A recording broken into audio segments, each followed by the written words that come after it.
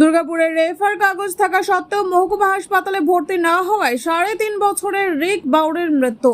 পরিবারের অভিযোগ চূড়ান্ত গাফিলতির।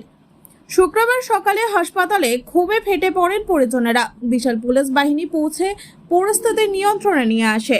হাসপাতাল কর্তৃপক্ষ অভিযোগ অস্বীকার করেছে। কালকে খুব জ্বর, আমরা নিয়ে এসেছিলাম। এইখানে বলতে কোথায়? এই বিধাননগরে তারপর নিয়ে বললো আবুটা দেখাও, ছেলেটার কিছু হয় না, দেখিয়ে ঘর চলে যাও। আবুটা আমরা দেখালাম, ওষুধপত্র সব নিলাম।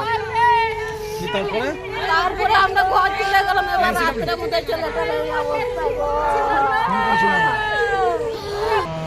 রেফার কাগজ দেখায়নি। আর তাছাড়া এখানে এসেছিল বাচ্চাটা আসার পর এখানে তাকে সমস্ত কিছু বলাও হয়েছে এবং তাকে আউটডোরেও পাঠানো হয়েছিল ওদের কথা মতো, যেখানে বাচ্চাদের স্পেশালিস্ট ডাক্তারবাবু বসে আছেন, যথাযথ চিকিৎসার জন্য ওখানেও পাঠানো হয়েছিল। তারপর হয়তো ওখানেও বলা হয়েছিল ভর্তির জন্য, সেটা এখন বোঝা যাচ্ছে না। তা ওরা বাড়ি নিয়ে চলে গেছে। তারপর আজকে এসছে। আজকে সকাল 6টা